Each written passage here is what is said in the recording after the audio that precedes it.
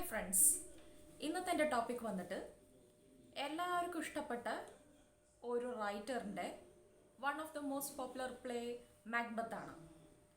അപ്പോൾ മാക്ബത്ത് എന്ന് പറയുമ്പോൾ അതൊക്കെ അറിയാലോ, ഒരു ഹിസ്റ്റോറിക്കൽ പ്ലേൻ്റെ ഭാഗമായിട്ട് വരും. പക്ഷെ ഇത് അറിയപ്പെടുന്നത് ട്രാജഡി ആണെന്നാണ്. ഇപ്പോൾ ഈ മാക്ബത്ത് എന്നുള്ള പ്ലേ വന്നിട്ട് ശരിക്കും പറഞ്ഞാൽ ഹിസ്റ്റോറിക്കൽ കണ്ടന്റ് ഉണ്ടെന്ന് പറയാൻ കാരണം സ്കോട്ട്ലാൻഡിൻ്റെ ഹിസ്റ്ററി നിങ്ങൾ സെർച്ച് ചെയ്താൽ മാക്ബത്ത് എന്നൊരാൾ ഭരിച്ചിരുന്നു. പിന്നെ ഡൺകനെ ഉറക്കത്തിലല്ല അവർ കൊല്ലുന്നത്, അവർ യുദ്ധം ചെയ്ത് തന്നെയാണ് കൊല്ലുന്നത്. അപ്പോൾ ഹിസ്റ്ററി മെയിൻ എടുത്ത ആൾക്കാർക്ക് ഈ സ്കോട്ടിഷ് ഹിസ്റ്ററി നോക്കിയാൽ ഏറ്റവും ഈസി ആയിട്ട് അറിയാവുന്ന കാര്യമാണ്. അപ്പോൾ ഷേക്സ്പിയർ ഇതിൽ എങ്ങനെയാണ് വെച്ചാൽ കുറച്ച് ഒരു ചേഞ്ചസ് ഒക്കെ വരുത്തിയിട്ടുണ്ട്. എന്താ വെച്ചാൽ സൂപ്പർ നാച്ചുറൽ എലമെൻറ്റിൻ്റെ ഒരു കാര്യങ്ങളൊക്കെ കൊണ്ടുവന്നിട്ട് ഷേക്സ്പിയർ ഇതിൽ കുറച്ച് വ്യത്യാസം വരുത്തിയിട്ടുണ്ട്.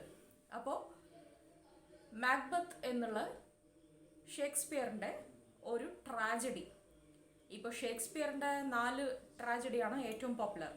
അതായത് ഹാംലെറ്റ്, കിങ് ലിയർ, മാക്ബത്ത് എന്നുള്ളതാണ് ഏറ്റവും ഫേമസ് ആയിട്ടുള്ള ഒരു ട്രാജഡീസ്. ഒത്തല്ലോ അതെ അതുപോലെ ഒരു ട്രാജഡിയാണ്. അപ്പോൾ മാക്ബത്ത് കുറച്ചുകൂടെ ബ്ലഡ് ഷെഡ് ആണെന്ന് നമുക്ക് പറയാം. എന്താ ഈ ബ്ലഡ് ഷെഡ് എന്ന് പറഞ്ഞാൽ കൂടുതൽ ചോര ചിന്തിയത് എന്നുള്ളത്, അതൊക്കെ ഹിസ്റ്ററിയിൽ ഏറ്റവും പോപ്പുലർ ആയിട്ടുള്ള വേർഡ്സ് ആണ്. അപ്പോൾ എന്താണ് ഷേക്സ്പിയർ ആഡ് ചെയ്തിട്ടുള്ള ഒരു ചില കാര്യങ്ങളെന്ന് നോക്കിയാൽ, ഈ സൂപ്പർ നാച്ചുറൽ എലമെൻറ്റ്സ്, അത് തന്നെ. എന്താ സൂപ്പർ നാച്ചുറൽ എലമെൻറ്റ്സ് എന്ന് പറഞ്ഞാൽ, അതായത് അമാനുഷികമായ ശക്തി ഉണ്ടെന്ന് വിശ്വസിക്കപ്പെടുന്നത്. അത് നല്ലതും ഉണ്ട്, നെഗറ്റീവ് എനർജി, അതായത് ക്രൂരമായിട്ടുള്ളതും, വിക്കറ്റ് അതായത് മോശമായിട്ടുള്ള ശക്തിയും ഉണ്ട്, നല്ലതും ഉണ്ട്. ട്രാജഡി പറയുമ്പോൾ ആരാധനകത്ത് വരിക തീർച്ചയായും നെഗറ്റീവ് എനർജി. അപ്പോൾ നിങ്ങളിതിപ്പോൾ തിയേറ്ററിൽ ഇരുന്ന് കാണുകയാണെന്ന് വിചാരിക്കുക. ആദ്യം എന്താ വരിക? ആദ്യം നിങ്ങൾ കർട്ടൻ തുറക്കണ സീൻ, അതിൽ നിങ്ങൾ ഓഡിയൻസായി ഇങ്ങനെ ഇരിക്കുക. ഇതിൻ്റെ ഒരു പ്രത്യേകത എന്താ വെച്ചാൽ, നമ്മൾ എല്ലാ പ്ലേയിലും ഹീറോയിനെ അല്ലേ ആദ്യം കാണുമെന്ന് വിചാരിക്കുന്നത്. ഇപ്പോൾ മെർച്ചൻ്റ് ഓഫ് വെനീസിൽ ആദ്യം സംസാരിക്കുന്നത് ആരാണ്? ആൻ്റോണിയോ ആണ്. പക്ഷേ ഇതിപ്പോൾ അങ്ങനെയല്ല. മെയിൻ റോളിൽ ആണെന്ന് കരുതപ്പെടുന്ന ഇനിയൊരു ചില ആൾക്കാരാണ് ആദ്യം കാണുന്നത്. അപ്പോൾ നമ്മൾ തിയേറ്ററിൽ ഇരിക്കുകയെന്ന് വിചാരിക്കുക. കർട്ടൻ പൊങ്ങുന്നതിൻ്റെ മുമ്പ് ലൈറ്റ് ഇഫക്റ്റ്, അതായത് മിന്നലടിക്കും, പിന്നെ തണ്ടർ, ഇടിപൊട്ടിയും മിന്നലിൻ്റെ ഇടയിൽ ആരാ വരിക? അതെന്തായാലും രാത്രിയാണ്, ഡെസേർട്ടഡ് ഏരിയ ആണ്, തീർച്ചയായും നെഗറ്റീവ് എനർജി. 3 എന്താണ് വിക്കറ്റ് പവർ, 3 വിച്ചസ്. വിച്ച് എന്ന് പറഞ്ഞാൽ എന്തായാലും നല്ല ശക്തിയല്ല അല്ലേ, രാക്ഷസികളാണ്. അപ്പോൾ വിച്ച് അത് ഫെമിനിൻ, മാസ്കുലിൻ ആണെങ്കിൽ വിസാർഡ്. അപ്പോൾ വിച്ചസിൻ്റെ ഈ സീനാണ് സ്റ്റാർട്ടിങ്ങിൽ കാണുന്നത്. അപ്പം തന്നെ മനസ്സിലാക്കാം ഇതിൽ മാക്ബത്തിൻ്റെ പ്ലേ തീരുമാനിച്ചത് ആരാണെന്ന്. വിച്ചസിൻ്റെ കയ്യിൽ തന്നെയായിരുന്നു അവരുടെ മെയിൻ കളി. അപ്പോൾ സ്റ്റാർട്ടിംഗ് ലൈൻ തന്നെ where shall we 3 meet again in thunder or rain or lightning. അപ്പോൾ സ്റ്റാർട്ടിങ് സീനിൽ എന്താണ് ഈ മാക്ബത്തിൻ്റെ ഈ സ്റ്റാർട്ടിങ് സീനിൽ കാണുന്നത് 3 നെഗറ്റീവ് എനർജി, അതായത് 3 വിച്ചസ്. അത്ര പോപ്പുലറാണ് വിച്ചസ്. ഈ പ്ലേയിൽ അത്രയും ഇമ്പോർട്ടൻ്റ് ആണ്. ഏത് കാലത്തിലും ഷേക്സ്പിയറിൻ്റെ ആ 3 വിച്ചസ് എന്ന് പറഞ്ഞാൽ ഈ ഒരു വിച്ചസിനെ തീർച്ചയായും നമ്മൾ ഓർക്കേണ്ടതാണ്. അപ്പോൾ അവരാണല്ലോ സീൻ ഇൻട്രൊഡ്യൂസ് ചെയ്യുന്നത് തന്നെ. ഓപ്പണിംഗ് സീനിൽ തന്നെ ആരാണ്? 3 വിച്ചസ്. ഇവരിങ്ങനെ വരണം. ഇവർ വല്ലപ്പോഴും മാത്രമാണ് ഇവർ 3 പേരും അങ്ങോട്ടും ഇങ്ങോട്ടും കാണുന്നത്. അതാണ് സ്റ്റാർട്ടിങ്ങിൽ തന്നെ ഫസ്റ്റ് വെച്ച് when shall we 3 meet again. മഴയത്താണോ തണ്ടറിലാണോ എവിടെയാണ് എപ്പോഴാണെന്ന്. അപ്പോൾ ഓരോരുത്തരും ഓരോരോ സ്ഥലം പറയുന്നുണ്ട്. ആക്ച്വലി ഇത് ചെറിയ സമ്മറിയാണ് പറയുന്നത്, അതുകൊണ്ട് ഡീറ്റെയിൽ കോൺവെർസേഷനൊന്നും ഇതിൽ പറയുന്നില്ല. അപ്പോൾ ഓരോരുത്തരും ഓരോരോ സ്ഥലം അങ്ങനെ പറഞ്ഞിട്ടിരിക്കുമ്പോൾ in a heath and there to meet with Macbeth. അപ്പോൾ മാക്ബത്തിൻ്റെ പേര് ആദ്യം ഉച്ചരിക്കുന്നത് ഇതിലാരാണ്? ഈ വിച്ചസ് ആണ്. അപ്പോൾ എങ്ങനെയാണ് ഏതാന്നുള്ളത് അവർ സംസാരിക്കുമ്പോൾ അത് ഈ വാറ് തോൽക്കുകയും ജയിക്കുന്നതിനും ശേഷം. അങ്ങനെ ഒരു പോയിറ്റിക്കൽ രീതിയിലാണ് അവർ സംസാരിക്കുന്നത്. അപ്പം നമുക്ക് ഇവരുടെ സംസാരത്തിൽ നിന്ന് മനസ്സിലാക്കാം, യുദ്ധം കഴിഞ്ഞ് മാക്ബത്ത് തിരിച്ച് ഈ വഴി കൂടെ വരും. യുദ്ധം കഴിഞ്ഞ് വരുമ്പോൾ നമുക്ക് അവരുടെ അടുത്ത് നിന്ന് സംസാരിക്കാം. പിന്നെ ഇവരുടെ മനസ്സിലിരിപ്പ്, ഈ പ്ലേയിൽ വെച്ച് ഏറ്റവും പോപ്പുലറായ ഒരു ഡയലോഗാണ്, ഇമ്പോർട്ടൻ്റ് ആണ്. എന്താ വെച്ചാൽ, fair is foul and foul fair. ഏറ്റവും ഇമ്പോർട്ടൻ്റ് ആണ്. എനിക്ക് തോന്നുന്നത് ഇത് വേൾഡ് ഫേമസ് ഡയലോഗാണ്, fair is foul and foul fair. അപ്പോൾ എന്താ ഇതിൻ്റെ ഇൻഡയറക്റ്റ് മീനിങ് വെച്ചാൽ, നമ്മളൊക്കെ സന്തോഷമായിട്ട് ജീവിക്കുന്നത് അവർക്ക് ഫൗളാണ്. That means they are unhappy when people all live happily. അതേ സമയത്ത് എന്താണ് അവരെ സംബന്ധിച്ചോളം സന്തോഷം?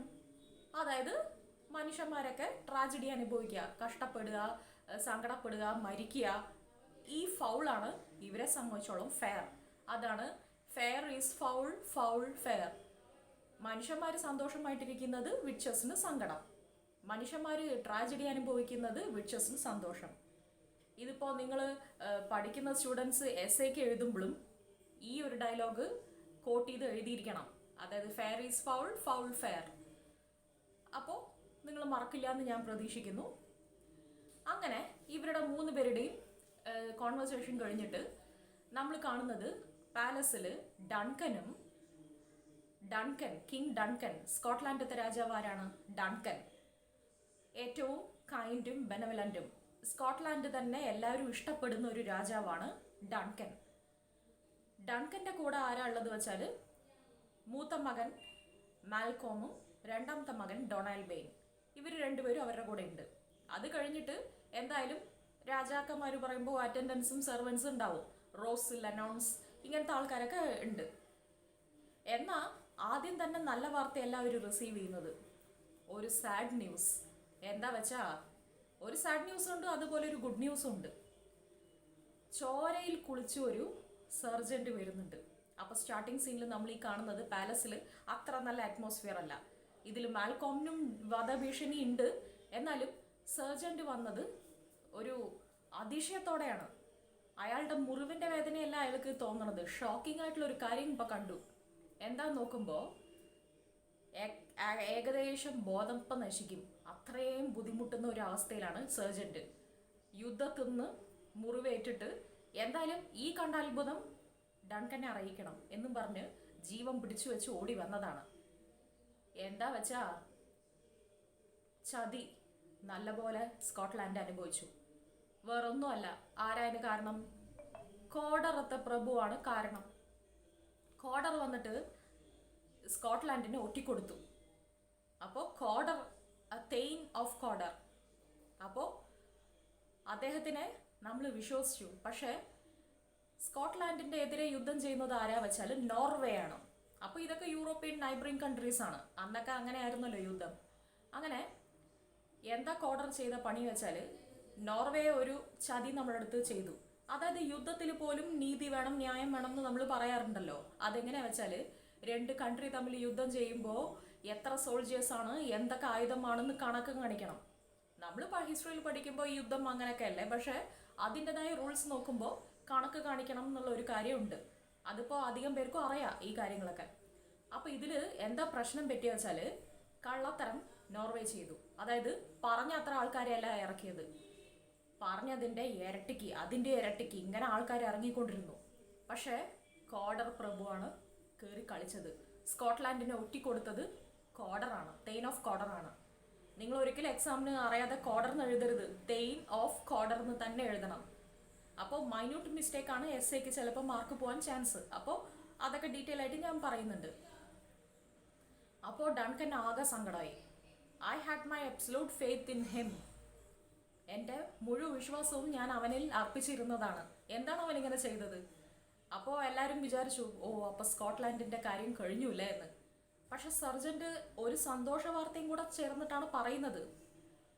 അപ്പോൾ സർജൻറ്റ് പറയുന്നുണ്ട്, ശരിയാണ്, കോഡർ കാരണമാണ് ഇപ്പോൾ ഇത്രയും പ്രശ്നമായത്, അല്ലെങ്കിൽ സ്കോട്ട്ലാൻഡത്തെ ജനറൽസൊക്കെ ഒന്ന് അലേർട്ട് ആയിരുന്നു തന്നെ.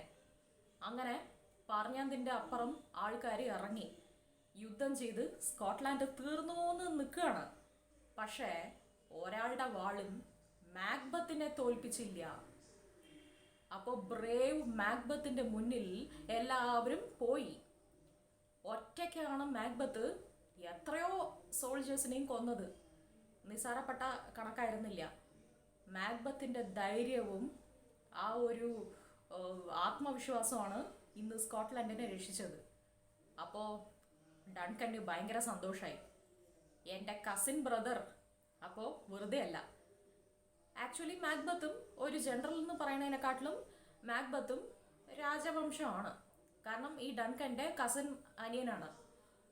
അപ്പോൾ ആകെ കൂടെ സന്തോഷമായി. ഒരു സങ്കടം വാർത്ത കേട്ടെങ്കിലും സന്തോഷമായി.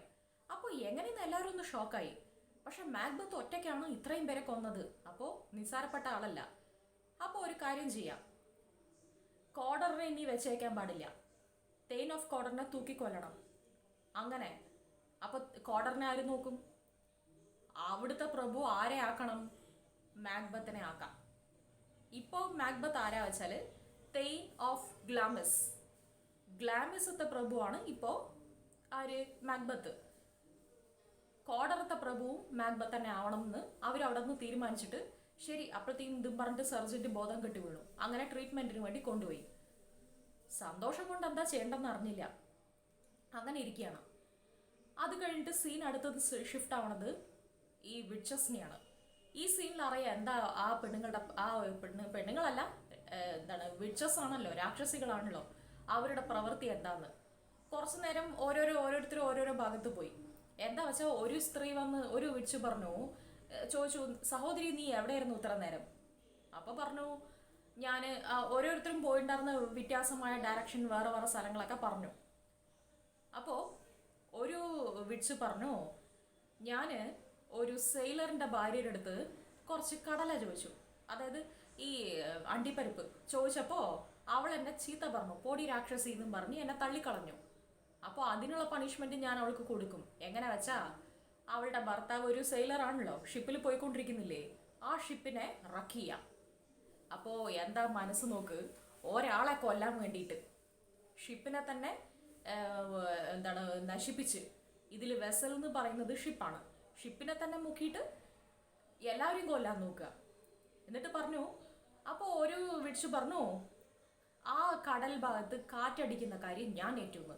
ഇനി ഒരു സ്ത്രീ പറഞ്ഞു, മിന്നലടിക്കുന്നതിന് ഞാൻ ഏറ്റുന്ന്. അപ്പോൾ ഇവർ പറഞ്ഞു, പൈലറ്റിന്റെ തമ്പ്. പൈലറ്റ് പറയുന്നത് ഇവിടെ ഉദ്ദേശിക്കുന്നത് ഷിപ്പ് ഓട്ടുന്ന ആളാണ്. അദ്ദേഹത്തിന്റെ കട്ടവിരൽ എൻ്റെ കയ്യിലുണ്ട്, ഇനി എങ്ങനെ ഷിപ്പ് ഓട്ടുന്നു ഞാൻ നോക്കട്ടെ എന്നും പറഞ്ഞു. അതായത് നിസാര കാര്യത്തിന് പോലും ആൾക്കാരെ വെറുതെ വിടില്ല. അതാണ് വിഡ്ചസിന്റെ ഒരു ക്വാളിറ്റി. അങ്ങനെ മാക്ബത്ത് വരാനായി. മാക്ബത്ത് വന്നുകൊണ്ടിരിക്കുന്നുണ്ട്. മാക്ബത്തും ബാങ്കുവും വന്നിട്ടിരിക്കുകയാണ്. അപ്പോൾ എന്താ ഇതിൽ ഒരു പ്രശ്നം വെച്ചാൽ, ഒരിക്കലും മാക്ബത്തും മാൽക്കോമും അതായത് ബാങ്കോയും ഈ ഒരു പ്രശ്നം പ്രതീക്ഷിച്ചില്ല. അതായത് എന്താണ് അവരുടെ ഒരു അവസ്ഥ. അപ്പോൾ മാക്ബത്ത് വന്നിട്ട് ഒരിക്കലും എന്താണ് ഒരു ദുഷ്ടശക്തിയൊന്നും ആ സമയത്ത് പ്രതീക്ഷിക്കില്ല. അപ്പോൾ എന്താ സീൻ എന്നുള്ളത് അടുത്ത വീഡിയോയിൽ നോക്കാം.